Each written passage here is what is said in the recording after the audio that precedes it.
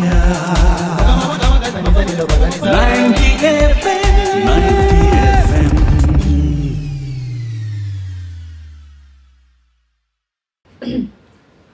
हाय नमस्कार श्रोते हो आणि प्रेक्षक हो, मी आरजे कोमल तुमच्या सगळ्यांचं पुन्हा एकदा स्वागत करते. तुम्ही ऐकताय आचार्य 90 FM युअर ओन रेडिओ. आणि श्रोते हो, तुम्हाला कल्पना आहेच की आपण आपल्या आचार्य 90 FM च्या स्टुडिओमध्ये नेहमीच विविध क्षेत्रातील अनेक दिग्गज मान्यवर कलाकारांच्या किंवा अनेक अशा व्यक्तींच्या मुलाखती घेत असतो. त्यांनी त्यांच्या लाईफमध्ये काहीतरी वेगळं करून दाखवलेलं आहे. आणि आपल्या सगळ्यांना माहितीये की आपल्या दैनंदिन जीवनामध्ये स्पोर्ट्सचं, खेळाचं किती महत्व आहे. म्हणजे तुम्हाला जर हेल्दी राहायचं असेल तर आता जे काही आपण वेगवेगळ्या प्रकारची औषधं खाऊन किंवा स्वतःला जे हेल्दी ठेवतोय ते खरं हेल्दीपणा तो नाहीये. जर तुम्हाला नॅचरली फिट राहायचं असेल तर मैदानी खेळ किंवा सायकलिंग म्हणा किंवा स्विमिंग म्हणा, अशा सगळ्या गोष्टी तुम्हाला करता यायला हव्यात. आणि आज आपण अशाच एका व्यक्तीसोबत गप्पा मारणार आहोत. आपल्या सगळ्यांना माहिती आहे, आज आपण पाहतोय की सोशल मीडियावरती खूप मोठा ट्रेंड चालू आहे की बाईक काढायची, मस्तपैकी बाईकवरती फिरायला जायचं, लांब लांबचा टप्पा गाठायचा. मग ते कितीतरी अगदीच आपण पाहतोय की एका राज्यातून दुसऱ्या राज्यामध्ये, एका जिल्ह्यातून दुसऱ्या जिल्ह्यामध्ये किंवा हल्ली फार फार तर देशाबाहेर सुद्धा लोक हे बाईकने ट्रॅव्हल करतायत. पण आज आपण अशा व्यक्तीसोबत गप्पा मारणार आहोत ज्यांनी स्वतः ते बिझनेसमॅन असताना सुद्धा एक स्वतःची आवड जोपासावी म्हणून किंवा एक स्वतःला हेल्दी ठेवता यावं, फिट ठेवता यावं म्हणून सायकलिंगची निवड केली. आणि सायकलिंगची निवड केल्यानंतर त्यांनी ही पुढची जर्नी सुरू केली. तर असे गिरीश गुरुनाथ म्हात्रे सर आज आपल्यासोबत आपल्या स्टुडिओमध्ये जोडले गेलेले आहेत. सर, तुमचं खूप खूप स्वागत आहे आचार्य 90 FM मध्ये. आणि सरांविषयी सांगायचं झालं तर आपण अगोदर त्यांच्या बिझनेस म्हणजे त्यांच्या प्रोफेशन, त्यांच्या कामाविषयी बघूयात. तर सर बिल्डिंग अँड डेव्हलपर्स मध्ये प्रॉपर त्यांचा बिझनेस सेटअप आहे, गार्मेंट शॉप्स आहेत. तर एक प्रॉपर एक सक्सेसफुल एंटरप्रेनर म्हणून ते सध्या कार्यरत आहेत, बिझनेसमॅन आहेत. पण या पलीकडे जाऊन एक स्वतःचा हेल्दी राहण्यासाठी, फिट राहण्यासाठी सायकलिंगची आवड त्यांनी जोपासली आणि पुढे मग त्यांची सुरुवात झाली. आणि ऑडेक्स क्लब मधून त्यांनी बरेच सफाऱ्या अशा केल्या सायकलिंगच्या. नवी मुंबई टू रायगड 200 किलोमीटरचा प्रवास पार केला. त्यानंतर नवी मुंबई टू वाई हा 300 किलोमीटरचा प्रवास सायकलने केला. मुंबई टू गुजरात 400 किलोमीटरचा प्रवास केला आणि मुंबई टू गोवा 600 किलोमीटरचा प्रवास केला. सायकलिंगचं हे जे वेळ आहे हे तर होतच, पण त्या व्यतिरिक्त रनिंग मध्ये सुद्धा इंटरेस्ट असल्यामुळे हाफ मॅरेथॉन त्या सुद्धा केलेला आहे. तर एकंदरीतच बिझनेस मधून या गोष्टींकडे त्यांचा कल कसा गेला किंवा या गोष्टींची त्यांनी कशा पद्धतीने निवड केली, या सगळ्या गोष्टी आज आपण एकत्रितपणे आज जाणून घेणार आहोत आजच्या मुलाखतीमध्ये. चला तर मग आजच्या या गप्पांना सुरुवात करूयात. सर, तुमचं खूप खूप स्वागत आहे पुन्हा एकदा. आणि मला तुम्हाला विचारायचं आहे की छान बिझनेसमध्ये सेट असताना, म्हणजे प्रॉपर आपला स्वतःचा व्यवस्थित सगळं सुरळीतरित्या चालू असताना हे सायकलिंगचं वेळ कसं आलं तुमच्याकडे? साधारणतः स्पोर्ट्सचं कोणतंही बॅकग्राऊंड नसताना आणि कोणत्या ऍक्टिव्हिटी आधी केल्या नव्हत्या, पण वयाची 40 उलटल्यानंतर असं वाटायला लागलं की आपण हेल्थसाठी काहीतरी करायला पाहिजे, जेणेकरून फ्युचरमध्ये येणारे आजार होऊ नये याच्यात काहीतरी काळजी घेण्याच्या हिशोबाने हे मी केलं. मग त्या दरम्यान स्टार्ट केली असताना एक 2-4 किलोमीटर चालणं, 2-3 किलोमीटर सायकलिंग हे चालू झालं. आणि चालू असताना एक माझ्यापेक्षा वयाने एक मोठी व्यक्ती होती, ती मला रस्त्यात भेटल्यानंतर बघितलं हे खूप लांब सायकलिंग जात आहे, म्हणून मी स्टार्टिंगला चालू केलं आणि मग पनवेल टू CBD असा सायकल प्रवास, छोटा प्रवास. आणि त्यानंतर मग पनवेल टू वाशी हे झालं. त्यानंतर एक कॉन्फिडन्स आल्यानंतर हे ऑडेक्स इंडियाच्या बाबतीत कळायला लागलं. मग नवी मुंबईमध्ये NMKC म्हणून जो क्लब आहे ते ऑडेक्सच्या राईड्स BRMs करतात, ज्या एका वर्षामध्ये तुम्ही 200 किलोमीटर, एक 300 किलोमीटर, 400 किलोमीटर आणि 600 किलोमीटर ह्या राईड्स केलात तुम्ही तर तुम्हाला एक एसाचा टायटल मिळतो. मग त्याचं उत्सुकता लागली आणि मग हे जर्नी चालू केली. मग त्याच्यामध्ये 200 किलोमीटरसाठी नवी मुंबई टू रायगड चालू केलं. ते व्यवस्थित सक्सेसफुल झाल्यानंतर कॉन्फिडन्स वाढला आणि छान वाटायला लागले. त्यामुळे ग्रुप्स मिळाले आणि हेल्थच्या रिलेटेड आणि सायकलिंगच्या रिलेटेड, आणि त्याचे फायदे जाणवायला लागले बॉडीमध्ये की खूप फ्रेश वाटतंय आणि काहीतरी करतोय आपण, असं काहीतरी वेगळं. त्याचं एक वेगळी मजा यायला लागली आणि हे जर्नी चालू झाली. आफ्टर दॅट मग 200 किलोमीटर केल्यानंतर त्यानंतर एक मेडल्स मिळाला. ते मेडल बघून एवढा आनंद झाला की काहीतरी अचिव्हमेंट झाली. मग ते एक भूक असते माणसाला, ती क्रिएट झाली ती मेडलची भूक होती एक प्रकारे. मग आता 300 किलोमीटर करूया. मग 300 किलोमीटर नवी मुंबई टू वाशी वाई पर्यंत. आफ्टर दॅट मग नवी मुंबईला राईड्स नव्हत्या त्या दरम्यानमध्ये. मग मुंबईच्या क्लबच्या थ्रू मुंबई टू गुजरात केली आणि ती कोस्टल राईड होती. अतिशय सुंदर राईड होती रेनी सीझन मधली आणि खूप छान झाली. ती केल्यानंतर आता वाटलं हे 3 केलेत आता आपण अजून 600 किलोमीटरची करायला पाहिजे आणि म्हणून मुंबई टू गोवा ही राईड केली आणि एवढा कॉन्फिडन्स आला. अतिशय सुंदर अशी हे झाले आणि हेल्थ मध्ये पण बराच डिफरन्स जाणवला. आणि हे झाल्यानंतर सायकलिंग तर रोज मोस्ट टू मोस्ट वीक मध्ये 7 डेज मध्ये 4-5 डेज सायकलिंग तर होतेच होते. आणि आता ती सवय झाल्यामुळं रोज सकाळी 5 वाजता जाग येते म्हणजे विदाऊट अलार्म हॅबिट झाले. विदाऊट अलार्म 5ला जाग येते आणि 5:30ला सायकलिंग चालू करतो. साधारणतः 30-40 kilometre 50 kilometre may be cycling होते डेली. आणि आफ्टरनं 1-2 दिवस रनिंग असतं 5 किलोमीटर 10 किलोमीटर. आणि त्यानंतर आता हे केल्यानंतर अजून काहीतरी करायला म्हणून रनिंग चालू मॅरेथॉन. मग एक खारघर मॅरेथॉन झालं. त्यात 10 किलोमीटरची मॅरेथॉन रन केली. त्यात एक मेडल झालं. म्हणजे आता आपण एक सायकलिंगचं मेडल मिळालंय आता रनिंगचं मेडल. आता ते केल्यानंतर मग आता आपण कॉन्फिडन्स वाढला मित्रांबरोबर. तो म्हणतो आता 21 किलोमीटर हाफ मॅरेथॉन करायचं. मग नेरूळला flamingo save the flamingo ride होती ती 21 किलोमीटर केल्यानंतर अजून वाटलं आता आपण मॅरेथॉन पण करायला पाहिजे. आफ्टर दॅट मग LNTची मॅरेथॉन होती ती केली. SBIची मॅरेथॉन होती ती केली आणि हे खूप छान छान वाटते. हेल्थ मध्ये इम्प्रूव्ह होतंय. चांगला ग्रुप मिळायला लागलाय. प्लस काहीतरी अचिव्हमेंट सुद्धा होत आहेत की काहीतरी आपण करून दाखवतोय. सो बिहाइंड समथिंग डिफरंट असं काहीतरी. त्यामुळे ते एक वेगळ्या लेवलला गेल्यानंतर खूप छान वाटतं. कारण बिझनेस करतोय बाकी सगळं करतोय पण आपल्यासाठी पण थोडा वेळ द्यायला पाहिजे हेल्थच्या रिलेटेड. कारण नंतर सगळ्यांना आजार पण काही सांगून येत नाही. पण आपण थोडं प्रिपेअर्ड असलेलं बेटर आहे. आपण ते करू शकतो की आपण प्रिपेअर्ड होऊया आणि त्या हिशोबाने चाललंय. आता पुढे जाऊन अजून करायचं प्लॅन आहे. पण म्हणजे तुम्ही आता एकंदरीत तुमची सगळी जर्नी होती ती आम्हाला शॉर्ट मध्ये सांगितलीत. पण कोणतीही गोष्ट करत असताना त्यामध्ये ना बऱ्याच प्रॉब्लेम्स येतात. म्हणजे अडथळे खूप असतात. म्हणजे कोणतीच गोष्ट अगदी सहज शक्य होत नाही. आपण एखाद्या प्रवासाला निघालो तरी आपल्याला आधीमध्ये 1-2 प्रॉब्लेम्स येतात.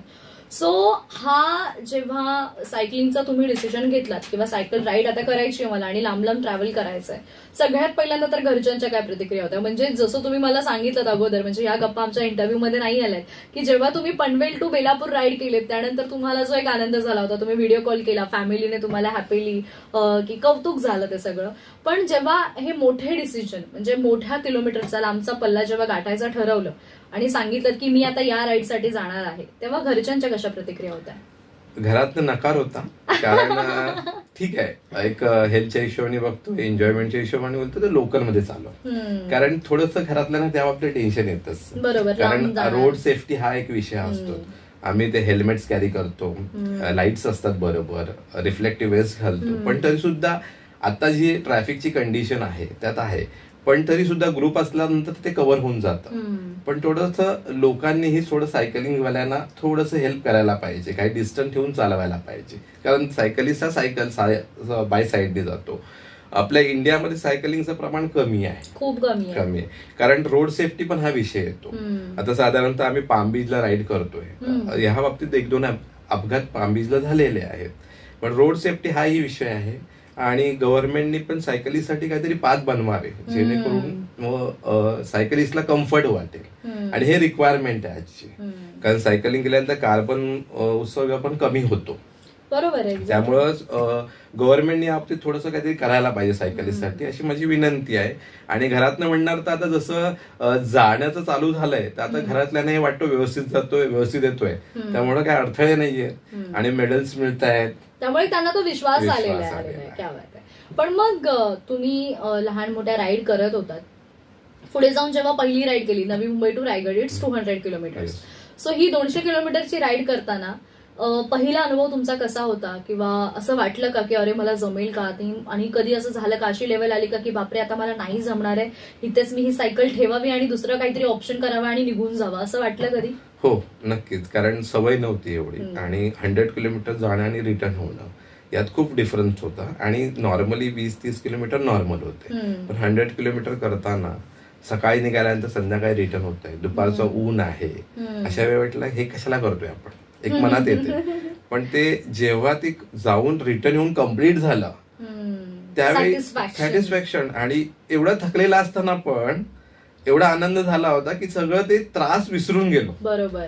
कारण जेव्हा कम्प्लीट केलं टाइम मध्ये तेव्हा असं वाटलं अरे वा काहीतरी केलंय, मिळवलं. मग ते दुखणं, बॉडी पेन तर होणारच होती, कारण सुरुवातच नव्याने आहे. पण ते एवढा अतिशय वेगळा अभिमान स्वतःबद्दल वाटला. 2 दिवस तर त्याच्यातच होतो, काय अचीव्ह केलं आपण 2 दिवस, असं एक फील होतं. आणि हे चालूच ह्यामध्ये थोडेसे प्रॉब्लेम येतात, ते फेस करावं लागतं. जर पावसाळा असतो तेव्हा पाऊस पडतो अचानक, थंडीमध्ये काही ठिकाणी क्लायमेटिक कंडिशन वेगळी असते, पहाटे वगैरे राईड करतो तेव्हा वेगळं क्लायमेट आहे, दुपारी वेगळं क्लायमेट आहे. पण एक अचिव्हमेंट करायची आहे म्हटलं तर ते आपल्याला सगळं करावंच पाहिजे. नक्कीच.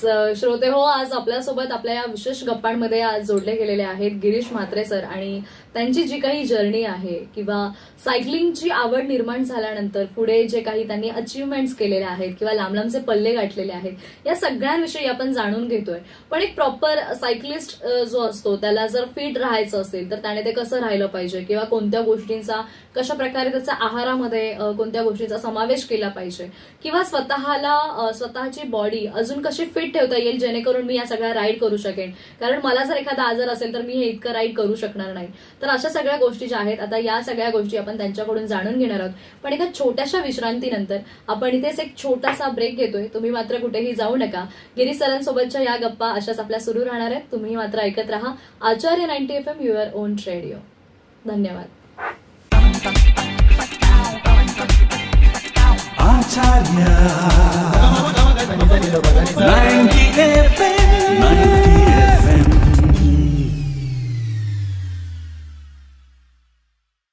हॅलो, हाय, नमस्कार श्रोते हो. पुन्हा एकदा छोट्याशा विश्रांतीनंतर मी आरजे कोमल तुमच्या सगळ्यांचं स्वागत करते. तुम्ही ऐकताय आचार्य 90 FM युअर ओन रेडिओ. आणि आपल्या आजच्या या विशेष मुलाखतीमध्ये आज आपल्यासोबत जोडले गेलेले आहेत गिरीश म्हात्रे सर. गिरीश सरांची जी सायकलिंगची जर्नी आहे, म्हणजे सायकलिस्ट म्हणून ते जेव्हा पुढे आले तेव्हा त्यांनी आपल्याला सांगितलं ब्रेकपूर्वी की कशा पद्धतीने त्यांनी नवी मुंबई टू रायगड ही राईड केली पहिली, त्यानंतर नवी मुंबई टू वाई, त्यानंतर सगळ्यात मोठं म्हणजे नवी मुंबई म्हणजे मुंबई टू गुजरात आणि मुंबई टू गोवा. काही अंतर जिथे कमी असतं तिथे आपण होऊन जातं, म्हणजे मॅनेज आपण करतो. पण गोवापर्यंतचा प्रवास म्हणा, हा 600 किलोमीटरचा प्रवास आहे. हा प्रवास तुम्ही किती तासांमध्ये, किती दिवसांमध्ये केलेला आहे आणि तिथला अनुभव कसा होता? मुंबई गोवा हा जो प्रवास होता हा 40 तासात कम्प्लीट करायचा होता. 40 तासात. आणि BRMचा तो रूल्स आहे, 40 तासात तुम्ही कम्प्लीट करायचा असतो. आणि त्या हिशोबाने त्यात तुम्ही रेस्ट किती करायचा हे तुमच्यावर डिपेंड करतो. तर तुम्हाला होल्ड दिलेला असतो आणि प्रत्येक 100-100 किलोमीटर 200 किलोमीटरला त्याचा कट ऑफ टाइम असतो. त्या टाइमात तुम्हाला पोहोचायचं असतं. मग 40 तासात ते कम्प्लीट केलेलं आहे. पण त्याला तुम्ही सकाळी जाता, जेव्हा पहाटे सुरुवात होते तेव्हा क्लायमेट चांगला असतं, म्हणजे आपल्याला काही दमायला होत नाहीये. पण जसं दुपारचा ऊन असतो, स्पेशली मुंबई गोवा जे केलेलं आहे ते ऑक्टोबर मध्ये केलेलं आहे आणि ऑक्टोबर हिट आपल्याला माहिती असतं. तर त्यामध्ये दुपारपर्यंत ओके वाटतं, पण दुपार नंतर असं वाटतं की अतिशय गरमी असते. त्यामुळे तुम्हाला हायड्रेट राहणं गरजेचं आहे. कारण तुम्ही जर डिहायड्रेट झाला तर तुम्हाला पुढे प्रॉब्लेम येईल, किंवा तुम्ही खूप ओव्हर स्पीडिंग मध्ये जाताय तर नंतर तुमची एनर्जी सगळी लो होणार. त्यामुळे तुम्हाला ते काळजी घ्यावी लागते त्या संदर्भात की आपण काय लेवलला जायला पाहिजे, आपला स्पीड काय पाहिजे आणि आपण होल्ड किती करायला पाहिजे. त्यानंतर तुम्ही काय खायला पाहिजे त्या दरम्यानमध्ये, स्पेशली कार्ब्स कंटेन करावा लागतात आपल्याला, कारण एनर्जी पाहिजे. आणि जास्त टाइम पण स्पेंड करून रेस्ट जास्त वेळ नाही करायची. त्याच्या वेळी तुम्हाला खाण्यापिण्याचं पण लक्ष द्यावं लागतं. आणि आपण सगळ्यात महत्वाचं म्हणजे आपण डिहायड्रेट होता कामा नये. आणि आपण तुम्ही ठीक आहे सायकलिंग करता किंवा रनिंग करता किंवा कोणत्याही ऍथलीट मध्ये असू किंवा आयुष्यात कुठल्याही प्रकारच्या तुम्ही ऍक्टिव्हिटी करताय किंवा काही ठरवताय, तर तेव्हा तुमचं जेव्हा शरीर ठरवतं तेव्हा तुमचं माइंड मध्ये पण चांगलं फिट झालं पाहिजे, हे मला कम्प्लीट करायचं आहे. तर तुमच्या डोक्यात त्याची कल्पना चांगली स्ट्रॉंग बसली पाहिजे. करायचे प्रॉब्लेम्स तर येणार आहेत, कारण सकाळपासून आपण चालू करतोय, दुपार आहे, रात्र आहे, पण तुम्ही स्वतः डिसाईड केलं तर ह्या गोष्टी काय फार अवघड नाही, तुम्ही इझी करू शकता. पण म्हणजे तुम्ही मला सांगितलं की तुम्ही सगळं केलेलं आहे आणि तुम्ही म्हणजे आता मला हे विचारायचं आहे की आपण जेव्हा रेस्ट घेतो तेव्हा तुम्ही स्वतः काही फूड कॅरी करता का, किंवा कशा प्रकारचं फूड तुम्ही कॅरी करता, किंवा जे कोणी आता यंगस्टर्स आहेत जे सायकलिस्ट ज्यांना व्हायचंय किंवा या फील्डमध्ये यायचंय किंवा त्यांना रायडिंग करायचं आहे, सायकलिंग करायचं आहे, तर अशांना तुम्ही काय सांगाल की कशा प्रकारचं फूड किंवा कशा प्रकारचं आपण काय जवळ ठेवलं पाहिजे, कशा प्रकारचं एनर्जी ड्रिंक जवळ ठेवले पाहिजे? हे सायकलिंग करा किंवा रनिंग करा, आपण कार्ब्स कंटेन करायला पाहिजे, प्रोटीन असायला पाहिजे आपल्या खाण्यापिण्यामध्ये. आणि जेव्हा आपण सायकलिंग करतो तेव्हा बरोबर इलेक्ट्रॉल असायला पाहिजे, कारण ते महत्वाचं आहे. सॉल्ट, कारण सॉल्ट लेवल निघून गेलेली असते आणि तुम्हाला क्रॅम्प्स यायची भीती असते तुमच्या लेग्स मध्ये, क्रॅम्प्स येऊ शकतात. त्यामुळे तुम्ही ते हायड्रेशनसाठी इलेक्ट्रॉल्स वगैरे पावडर कॅरी करायला पाहिजे. आणि स्पेशली खजूर वगैरे जे आहेत ड्राय, ते आपण जाता जाता खाऊ शकतो. प्रोटीन्स बार असतात, हे आपण चांगल्या लेवलला करू शकतो. आणि स्पेशली रताळे वगैरे असतात जे पदार्थ आहेत ते तुम्ही जर स्वतः कॅरी केलेत, कारण त्यामुळे तुम्हाला एनर्जी मेंटेन होऊ शकते, बूस्ट होते. आणि जेव्हा तुम्ही खाता तर एकदम हेवी पण नसायला पाहिजे, त्यामुळे तुम्ही खिचडी वगैरे जो पदार्थ आहे त्या चांगल्या लेवलला तुम्हाला एनर्जी प्रोव्हाइड करतो, ते तुम्ही तर केलं तर अतिशय सुंदर तुम्ही करू शकता. ट्रॅव्हल एकंदरीत प्रवास सुखकर होऊ शकतो. आणि हे करतोय म्हणून एकदम हेक्टिक होऊन करायचं नाहीये, त्याचा आनंद पण घेता आला पाहिजे. बरोबर, सगळ्यात महत्वाचा मुद्दा मला असं वाटतं. आनंद मिळाला पाहिजे, आपण करतोय म्हणून करतोय असं नको, त्यात आपल्याला आनंद पण असायला पाहिजे. कोणीतरी केलंय म्हणून मी करतोय असं नाहीये, मलाही त्यात इंटरेस्ट पाहिजे आणि आनंद स्वतःहून त्यात असेल तरच. म्हणजे कोणत्याही गोष्टीचा आनंद घेऊन केला की ती गोष्ट अजून जास्त आवडू लागते किंवा मजेशीर आनंद वाटतोय, त्यामुळेच. आणि कंटाळा येत नाही मुळात आपल्याला. तर एकंदरीत तुमची ती आवड झाली आहे. पण म्हणजे मला असं जाणवलंय की तुमच्या आतापर्यंतच्या जर्नीतून की तुम्ही उन्हाळा, पावसाळा, हिवाळा तीनही ऋतूंमध्ये राईड केलेल्या आहेत. सगळ्यात जास्त बेस्ट टाइम कोणता ट्रॅव्हलसाठी? हिवाळा बेस्ट, आणि एकदम चांगला टाइम असतो, कारण दुपारी पण एवढं ऊन नाही जाणवत, आणि सकाळी आणि संध्याकाळी, त्यामुळे सकाळ संध्याकाळचं तर एकदम अफलातून असतं. पण प्रॅक्टिस ही सगळ्या ऋतूची असायला पाहिजे. क्लायमेट काय सांगून बदलत नाही किंवा काय, पण अचानक सडन चेंजेस होतात. आपल्या प्रॅक्टिस चांगल्या लेवलला असली पाहिजे. आणि अजून ह्याच्या व्यतिरिक्त हेडविंड लागतो, जे वाराची दिशा असते ते पण तुमच्या स्पीडला एफेक्ट करतो. बरोबर, कारण तुम्ही चाललात आणि वारा येतोय, अचानक वारा सुटला तर त्याचीही तुम्हाला थोड्याफार प्रमाणात प्रॅक्टिस असायला पाहिजे. क्लायमेटिक कंडिशन मध्ये तुम्ही सगळ्याच कंडिशन मध्ये तुम्ही चांगल्या लेवलला मूव्ह ऑन होता आला पाहिजे. बरोबर बरोबर, एक्झॅक्टली. आणि पावसाळ्यामध्ये कसं मॅनेज करता, कारण आपल्याकडे पावसाळा जो आहे तो अगदी काही किलोमीटरवर बदलत जातो. म्हणजे जर आज वाशिममध्ये भरघोस पाऊस पडतो तर चेंबूरमध्ये काहीच पाऊस नाहीये, किंवा चेंबूरमध्ये खूप असं सगळीकडे तुडुंब झाले पण वाशिममध्ये नॉर्मल आहे. आणि तुम्ही जर इतक्या लांब ट्रॅव्हल करत असाल पावसामध्ये, तर तुम्ही कशा प्रकारची काळजी घेता? कारण पावसामध्ये जर कंटिन्युअस पावसामध्ये आपण ट्रॅव्हल करत असो, सायकलिंग करत असो, तर भिजल्यामुळे अंगाला जो काही त्रास होणार आहे, किंवा क्रॅम्पचा तुम्ही मगाशी विषय काढलात, तो क्रॅम्पचा विषय आहे. तर पावसामध्ये कशी स्पेशली काही वेगळी काळजी घ्यायला हवी का? पावसामध्ये स्पेशली सायकलला मड फ्लॅप वगैरे लावलं जातं आणि रेनकोट वापरलं जातं पावसासाठी. आणि पावसात काय शेवटी माइंडसेट विषय, तुम्ही पावसाला घाबरून नाही जमणार, तुम्हाला करायचं म्हणजे करायचं. अशा वेळी ह्या सगळ्या गोष्टी काही मॅटर नाही करत, तुम्ही ते करू शकता. पण तुमचा माइंडसेट हा महत्वाचा आहे. मी म्हटलं क्लायमॅटिक कंडिशन तुम्ही स्वतः ऍक्सेप्ट करून चाला, की पाऊस आहे म्हणजे पाऊस पडणार आहे, त्यामुळे तुम्ही मूव्ह ऑन करायचं आहे. त्यामुळे ह्या गोष्टी मॅटर नाही करत, स्पेशली रनर आणि सायकलिंगला नाही करत. एक्झॅक्टली. पण खूप छान वाटलं तुमच्यासोबत गप्पा मारून. तुमची जी काही जर्नी होती ती तुम्ही आज आमच्यासोबत इकडे शेअर केली. पण सर, मला विचारायचं आहे जाता की जसं तुम्ही मगाशी म्हणालात की सायकलिंग करणारी जे लोक आहेत किंवा सायकलिस्ट आहेत त्यांचा विचार कुठेतरी करायला हवा. कोणत्या प्रकारच्या सोयी सुविधा असायला हव्यात? कारण म्हणजे आज आपण बघतोय की एखादा जर गाडी चालवत असेल तर पेट्रोल पंप जसे जागोजागी असतात, तसं सायकलिस्ट साठी कोणत्या गोष्टी गरजेच्या आहेत ज्या अशा प्रत्येक ठिकाणी ट्रॅव्हल करताना असायला हव्यात किंवा काय? स्पेशली सायकलिंगसाठी ट्रॅक बनवायला पाहिजे. स्पेशली आता नाही म्हणता मेट्रो सिटीमध्ये ह्या सुविधा अवेलेबल व्हायला पाहिजेत. इंडियामध्ये सायकलिंगचं प्रमाण कमी आहे, कारण लोक रोड सेफ्टीच्या हिशोबाने घाबरतात आणि असे इन्सिडेंट खूप सारे झालेले आहेत. त्यामुळे सायकलिंग करताना ह्या गोष्टी घडतात म्हणून त्यांच्या घरातले परमिशन पण देत नाही.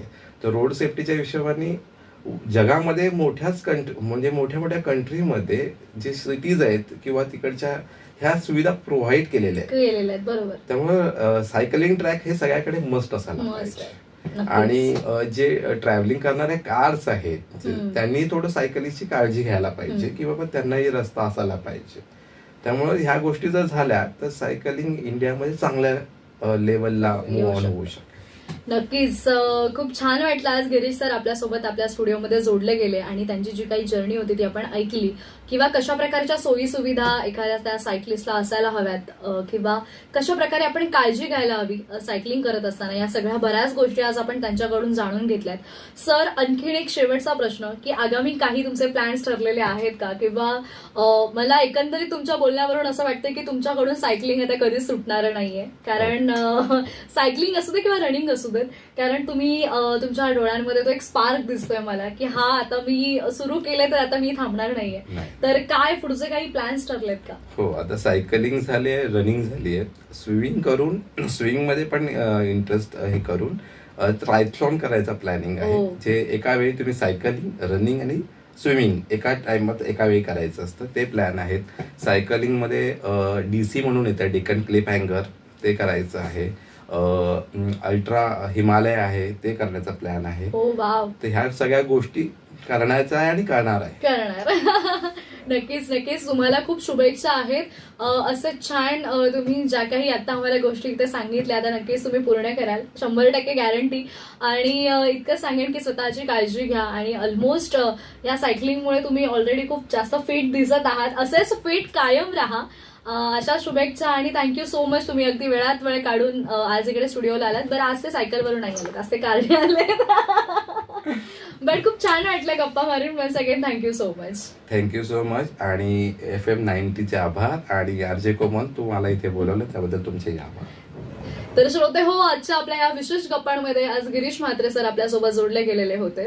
बिझनेस मध्ये छान सेटल झालेलं असताना सुद्धा त्यांनी उचललेलं हे पाऊल म्हणजे बिझनेस सांभाळत सांभाळत आपल्या स्वतःसाठी वेळ देणं, आणि स्वतःला वेळ देण्यातून जी एक काही आवड निर्माण झाली त्या आवडीला त्या पॅशनला पुढे कंटिन्यू करणं हे प्रत्येकाला जमत नाही, ते त्यांनी करून दाखवलेलं आहे.